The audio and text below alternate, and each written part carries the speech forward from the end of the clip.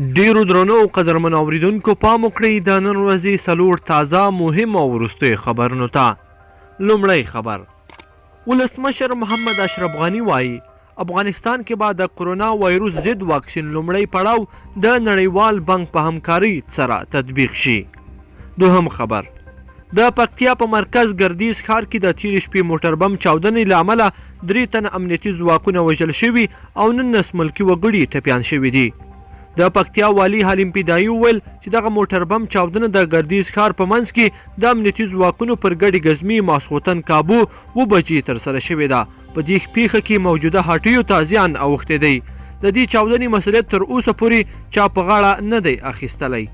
دریم خبر، بیګ باش کې بریسبین هټ کرکټ لوبډله چې مجیب الرحمن ورسره لوبیږي د یوه ټویټ په کولو سره ویلي دي چې د افغانستان لوبغاړی مجیب الرحمن د کرونا ټیسټ مثبت راختلی دی.